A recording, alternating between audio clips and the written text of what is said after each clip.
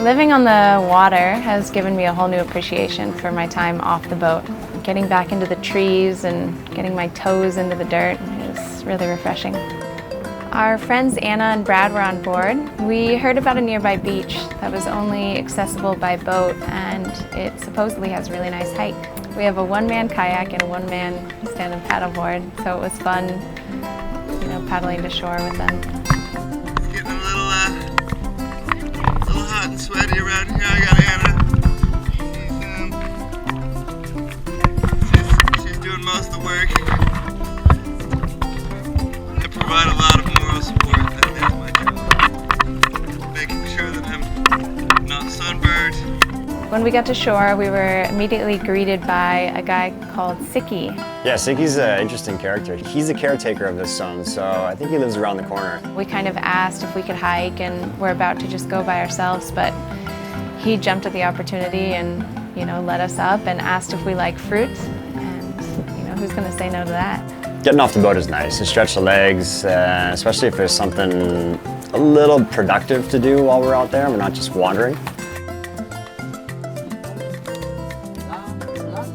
The hike was really nice. It's really good to get into the greenery. We weren't necessarily on a trail.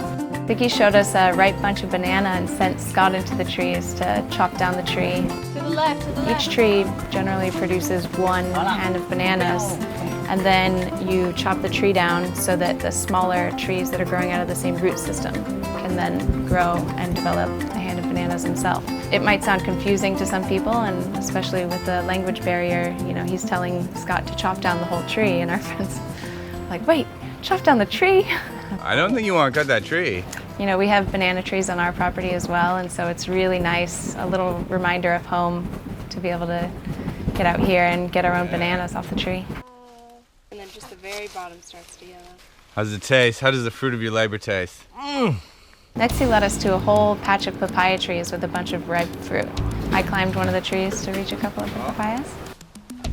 Oh, that's it. They're ripe once they are just showing a little bit of orange is the earliest you can pick them. Obviously the longer they stay on the tree, the sweeter they'll get, but the birds will get to them if they get too orange before you pick them. It's definitely a treat to be able to go and recognize food source, just a lot of the usual suspects out there, the bananas, the papayas. We've got the same stuff going on back home in Hawaii. A couple surprises actually with some spicy peppers and little chilies, I guess I might call them. We really like spicy foods, and so it's really nice to be able to collect some fresh peppers and put them into our own homemade hot sauce. But we also collected some noni. Those are kind of a cure-all, heal-all. They're a really foul-smelling fruit, and when they fall off the trees, it kind of smells like stinky cheese. You can actually close them up in a jar and let them sweat. They produce a little liquid that's supposedly really good for your health. Being able to collect it fresh and make our own little elixir on board, it's just one more step towards health, and why not? We didn't anticipate that we were going to collect so much fruit, so we didn't bring any sort of sacks or bags to carry anything back, so we had to get creative on how we were carrying the fruit back to the boat.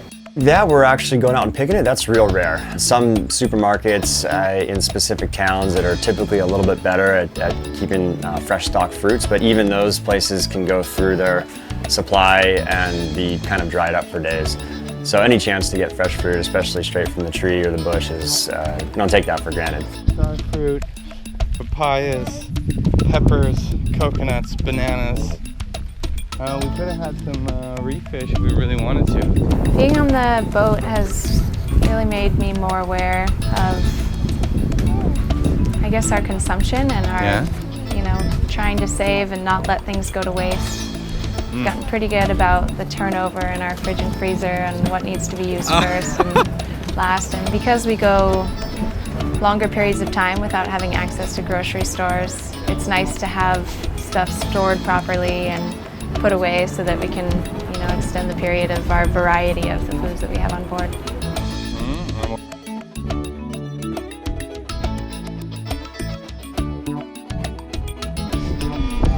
Fancy. Manuya. Manuya. There are some locations that it's really nice to take advantage of scuba. This specific pass is a reserve, and it's really cool to see the sharks in their natural habitat. Get underwater for 45 minutes or close to an hour and just kind of sit back and watch the show. You know, it's a world-class diving site, and rightfully so.